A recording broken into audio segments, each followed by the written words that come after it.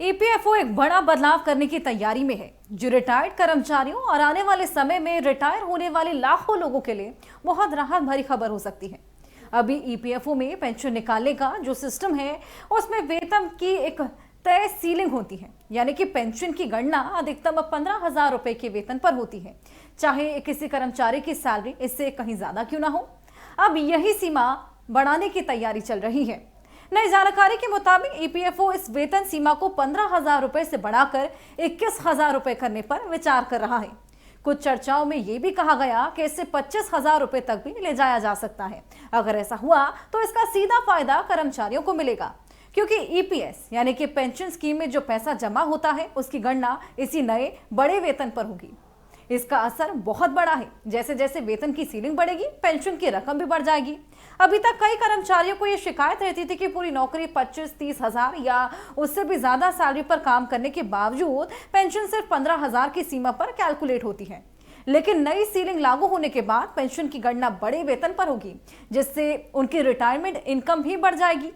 Example के तौर पर अगर वेतन सीमा 21,000 रुपए हो जाती है तो अधिकतम पेंशन लगभग 10,000 रुपए प्रति महीने तक पहुंच सकती है। ये अभी के मुकाबले बड़ी बढ़ोतरी है और बुजुर्गों के लिए ये एक बड़ी आर्थिक सुरक्षा मानी जाएगी। इस बदलाव का दूसरा फायदा ये कि पहले जिन कर्मचारियों को ईपीएस पेंशन में शामिल करना जरूरी नहीं था, क्योंकि उनकी सैलरी 15,000 रुपए से ऊपर थी, उन्हें भी अब इस पेंशन स्कीम का लाभ मिल सकेगा। इसका मतलब है कि लाखों और कर्मचारी पेंशन सिस्टम के दायरे में आएंगे और उनके लिए रिटायरमेंट के बाद की वित्तीय स्थिति और मजबूत होगी। साथ ही सरकार के भीतर यह चर्चा भी चल रही है कि सिर्फ वेतन सीमा ही नहीं, बल्कि न्यूनतम पेंशन की राशि भी बढ़ाई जाए। अभी कई रिटायर्ड कर्मचारियों को बेहद कम पेंशन मिलती है, जिससे गुजारा करना मुश्किल हो जाता है।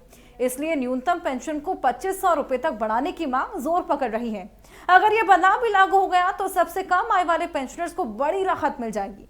ये सारे बदलाव ईपीएफओ की बड़ी सुधार प्रक्रिया का हिस्सा है, जिसे ईपीएफओ 3.0 कहा जा रहा है।